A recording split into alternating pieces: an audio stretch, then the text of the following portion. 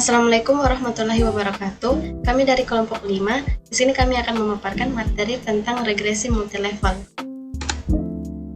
Adapun anggota kelompok kami yang beranggotakan 3, ada saya sendiri, Iyun Federiska Isdawing dengan NIM 22011250001, ada Patricia Maria Ivo dengan NIM 2201125011025, dan ada Rehana Syam dengan NIM 2201125020013.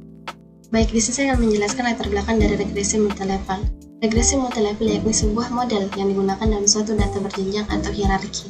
Model multilevel adalah metode statistik yang dikembangkan dari regresi sederhana, di mana pengembangan ini didasarkan pada fakta bahwa penelitian seringkali mengungkapkan perbedaan sumber responden yang diteliti dalam kasus yang berbeda. Data ini bersifat hierarkis atau struktur berjenjang dan klaster atau berkelompok. Nah, dalam kehidupan sosial tentunya terdapat suatu hubungan. Lantas, untuk menelusuri hubungan antara individu dan komunitasnya tersebut dapat dilakukan. Konsep umum bahwa individu berkorelasi dengan komunitas sosialnya adalah bahwa suatu individu dipengaruhi lingkungan sosial di mana mereka berada, dan sifat-sifat dari lingkungan sosial tersebut terbentuk oleh individu-individu yang membuat lingkungan tersebut. Nah, secara umum, individu dan lingkungan sosial merupakan suatu sistem hierarki atau berjenjang. Nah, penelitian semacam ini disebut sebagai penelitian multilevel. Selanjutnya, apa sih yang dimaksud dengan data hierarki? Data hierarki yaitu data yang mempunyai struktur hierarki yang dapat dianalisis dengan beberapa pendekatan, di mana jika analisis regresi linear biasa dilakukan untuk menganalisis data hierarki, maka analisis dapat dilakukan pada unit-unit level 1 saja atau di level 2 saja. Jika analisis dilakukan pada level 1, struktur hierarki atau pengelompokan data diabaikan, artinya model regresi dibentuk dari seluruh data pengamatan level 1. Selanjutnya, variasi antar unit-unit level 2 tidak dapat diketahui secara langsung, tapi masih bisa diukur dengan membuat model regresi untuk tiap unit level 2. Untuk jumlah unit level 2 yang sedikit, mungkin prosedur penaksiran variasi antar unit-unit level 2 tersebut cukup efisien. Namun jika jumlah unit level 2 cukup banyak, maka akan mengakibatkan banyaknya parameter-parameter yang harus diestimasi dalam model-model regresi yang terbentuk sehingga prosedur tersebut menjadi tidak efisien. Lalu, apa sih yang dimaksud dengan regresi multilevel? Nah, regresi multilevel atau model multilevel merupakan suatu pemodelan untuk menduga hubungan antar peubah yang diamati pada level-level yang berbeda dalam struktur data berjenjang, di mana model multilevel umumnya digunakan untuk data berjenjang, seperti pada kasus data yang diperoleh dari sampling multitahap atau multi-stage sampling. Nah, model paling sederhana adalah model 2 level, di mana level pertama merupakan data individu, dan level kedua adalah data kelompok. Nah, dalam mengkaji hubungan fungsional antara sebuah peubah tak bebas dengan satu atau lebih peubah bebas dapat menggunakan analisis regresi. Nah, untuk data multilevel, model regresinya dinamakan model regresi multilevel. Secara umum, model regresi multilevel mempunyai struktur data hierarki atau berjenjang, yaitu yang pertama, sebuah variabel tak bebas atau dependent variable yang diukur pada level paling bawah. Yang kedua, beberapa variabel bebas, explanatory variable yang diukur pada setiap level. Adapun model regresi multilevel atau model intercept acak 2 level, di mana persamaan satu ini YIJ sama dengan beta 0J ditambah beta IJ XJ ditambah epsilon IJ, lalu di persamaan kedua ada beta 0J sama dengan Y00 ditambah Y01 set J ditambah U0J, lalu di persamaan ketiga beta 1J sama dengan Y01 ditambah Y11 set J ditambah U1J, di mana YJ ini menyatakan variabel tak bebas atau hanya diukur pada level 1. Lalu XJ ini menyatakan variabel bebas pada level 1. Lalu set J ini menyatakan variabel bebas pada level 2. Lalu epsilon IJ ini adalah galat pada level 1. Dan U0J dan U1J ini adalah galat pada level. Sedangkan I ini menyatakan individu dalam kelompok KJ atau I sama dengan 1,2 sampai dengan NJ. Lalu J ini menyatakan kelompok, di mana atau J sama dengan 1,2 sampai J. Nah, selanjutnya, pada model regresi multilevel antar observasi mempunyai suatu korelasi yang disebut sebagai korelasi intrakelas, yang menunjukkan keragaman yang terjadi pada variabel tak bebas yang diakibatkan oleh kelompok. Nah, untuk regresi multilevel yang hanya mempunyai 2 level korelasi intrakelasnya adalah P sama dengan sigma kuadrat U0 dibagi dengan sigma kuadrat U0 ditambah sigma kuadrat E0, di mana P sama dengan proporsi keragaman kelompok, sigma kuadrat U0 sama dengan ragam dari galet level kedua atau kelompok, lalu sigma kuadrat E0 sama dengan ragam dari galet pada level ke-1 atau individu. Baik, berikutnya ada penduga parameter. Nah, salah satu metode pendugaan parameter atau koefisien regresi dan komponen ragam pada pemodelan regresi dua level adalah metode kemungkinan maksimum atau restricted maximum likelihood.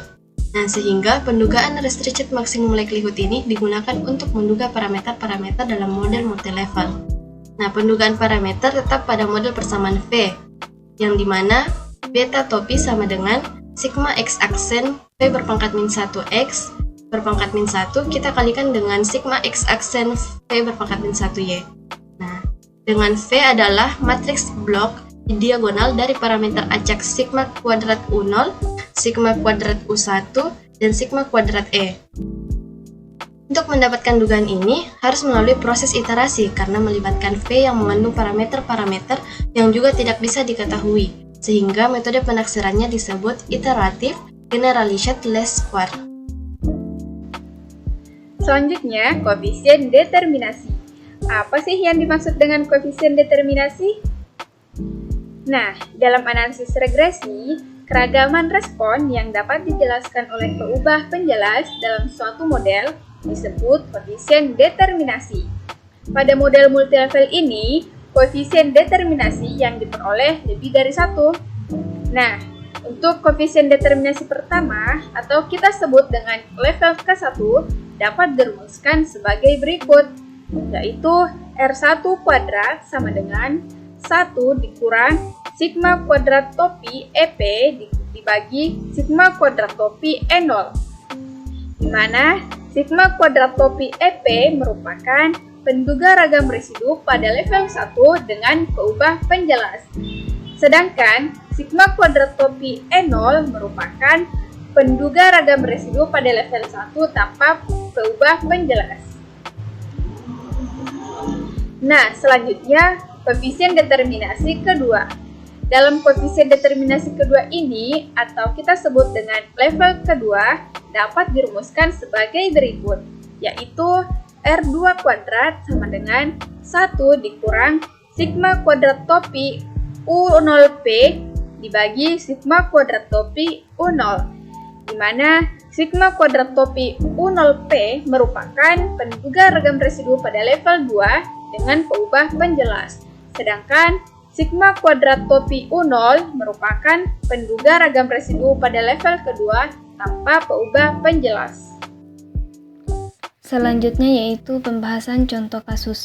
Misalkan kita ingin mengetahui tingkat pendidikan anak berdasarkan kecamatan. Data bersumber dari penelitian Berto Tantular tahun 2009 dengan observasi sebanyak 600 data. Berdasarkan data yang tersedia, peba-peba acak yang digunakan adalah sebagai berikut. Untuk peba tarikat Y-nya adalah pendidikan anak, kemudian peba bebas pada level 1, yaitu X1 pendidikan ibu dan X2 pendidikan ayah. Peba bebas pada level 2, yaitu set 1 banyaknya SMA di kecamatan dan set 2 persentase petani di kecamatan. Selanjutnya melakukan simulasi contoh kasus menggunakan RStudio. Langsung saja kita membuka aplikasi RStudio. Seperti pada analisis data pada umumnya, hal pertama yang dilakukan yaitu melakukan penginputan data. Kita klik import dataset, kemudian from text. Selanjutnya kita memilih data yang akan kita analisis. Untuk penamaan filenya saya menggunakan data multilevel.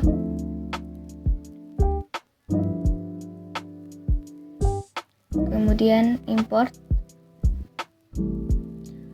Di sini terlihat datanya berupa kecamatan, variabel Y, variabel X1, variabel X2, set 1, dan set 2. Selanjutnya, untuk melihat baris-baris awal pada data, kita menggunakan sintaks hit, kemudian nama data kita. Selanjutnya kita run. Dan untuk melihat baris-baris akhir pada data, kita menggunakan tail, kemudian nama data kita run. Di sini terlihat bahwa data yang kita gunakan, yang kita input sudah sesuai, yaitu 600 data. Selanjutnya kita melakukan penginstalan package. Ada 2 package yang akan digunakan, yaitu LM4 dan LMRTest. LM4 ini digunakan untuk analisis regresi multilevel, kemudian untuk LMRTest digunakan untuk uji statistik pada analisis regresi multilevel. Selanjutnya kita akan membuat saya akan langsung menggunakan syntax library untuk kedua package karena saya sudah menginstal sebelumnya. Selanjutnya kita akan membuat model regresi multilevel. Untuk model 1, sintaks yang digunakan dapat kita lihat pada layar. Kemudian untuk melihat ringkasan modelnya kita menggunakan summary model 1. Di sini terlihat nilai parameter untuk setiap variabelnya dan juga nilai p-value-nya. Untuk lebih jelasnya dapat kita lihat pada tabel. Untuk tabel 1 hasil analisis model, tabel 1 menunjukkan bahwa PUBA bebas pada level 2 atau set 2, yaitu persentase petani di kecamatan, tidak signifikan karena nilai p-value yaitu 0,2049 lebih dari alfa yang digunakan, yaitu 0,05, atau dengan kata lain bahwa variabel ini tidak berpengaruh nyata, sehingga untuk mendapatkan model regresi multilevelnya, PUBA tersebut harus dieliminasi atau tidak diikutsertakan dalam model. Sehingga kita akan membuat model baru dengan penamaan modelnya, yaitu model 2, dengan melakukan eliminasi pada variabel yang tidak signifikan. Sintaks yang digunakan masih sama pada model 1, hanya saja variabel set 2 tidak diikutkan. Selanjutnya kita run dan kita melihat ringkasan modelnya dengan summary model 2. Dan di sini kita bisa melihat estimasi parameter untuk setiap variabelnya dan juga nilai p-value-nya. Pada tabel 2 hasil analisis model setelah set 2 dieliminasi, terlihat pada tabel 2 bahwa semua PUBA bebas berpengaruh secara signifikan, di mana nilai p-value yang dihasilkan semuanya kurang dari 0,05. Dengan pendugaan untuk setiap nilai variabelnya itu kita dapat lihat di sini, sehingga model yang didapat adalah YIJ sama dengan beta 0 ditambah 0,26989x1 ditambah beta 2x2 pada level 1 dengan beta 0 yaitu 5,67876 ditambah 0,07567 set 1 pada level 2 dan beta 2 yaitu 0,20087, sehingga persamaan regresinya akan menjadi YIJ sama dengan 5,67876 ditambah 0,7567 set 1 ditambah 0,26989x1 ditambah 0,20087x2. Selanjutnya kita bisa menghitung nilai koefisien interkelas dengan melihat koefisien interkelas tanpa PUBA bebas. Kita memberi penamaan pada modelnya yaitu model 0 dengan sintaks yang digunakan masih sama pada model 1 dan model 2, hanya saja untuk semua variabel bebasnya tidak diikutsertakan, yaitu x1, x2, set 1 dan set 2 tidak diikutsertakan dalam model. Selanjutnya kita run dan kita melihat ringkasan modelnya dengan summary model 0. Yang akan kita perhatikan di sini adalah nilai koefisien nilai dugaan ragam untuk intercept dan residualnya. Untuk interceptnya yaitu nilai dugaan ragamnya 3,831 dan nilai dugaan ragam untuk residualnya 8,873.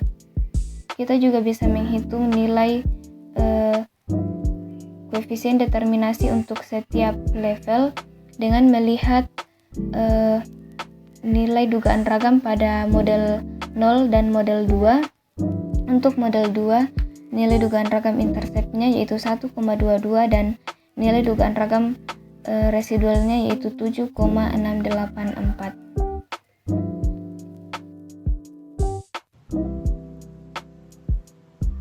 Selanjutnya, mari kita menghitung koefisien interkelas. Dalam tabel 3 di samping, terlihat nilai dugaan ragam tanpa peubah bebas, yaitu terdapat parameter dan dugaannya. Nah, berdasarkan rumus koefisien interkelas tersebut, dapat diperoleh persamaan yaitu P sama dengan sigma kuadrat U0 dibagi sigma kuadrat U0 ditambah sigma kuadrat E0. Dapat kita lihat pada tabel terdapat dugaan pada level 1 yaitu 8,873 dan dugaan pada level kedua diperoleh 3,831 sehingga dapat diperoleh 3,831 dibagi 3,831 ditambah 8,873 sehingga dihasilkan 0,301. Nah, selanjutnya mari kita menghitung nilai koefisien determinasi pada setiap level. Pada tabel 4 yaitu hasil pendugaan ragam model dengan peubah bebas. Dapat kita lihat parameter dan dugaannya.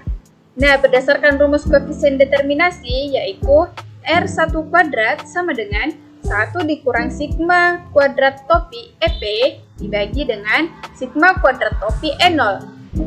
Berdasarkan dugaannya dapat kita lihat dugaan pada level 1 diperoleh 7,684 dan dugaan pada level kedua dapat kita peroleh 1,122 sehingga dapat diperoleh yaitu R1 kuadrat sama dengan 1 dikurang 7,684 dibagi 8,873 sehingga dihasilkan 0,13400 atau kita bulatkan menjadi 0,13.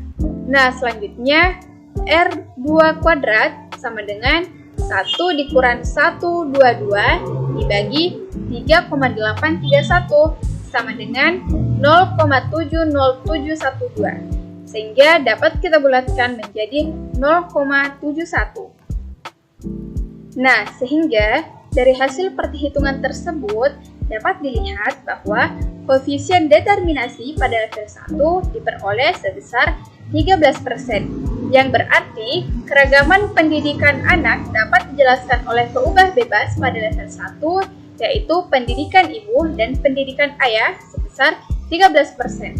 Sedangkan 87% dijelaskan oleh peubah lain yang belum dimasukkan ke dalam model.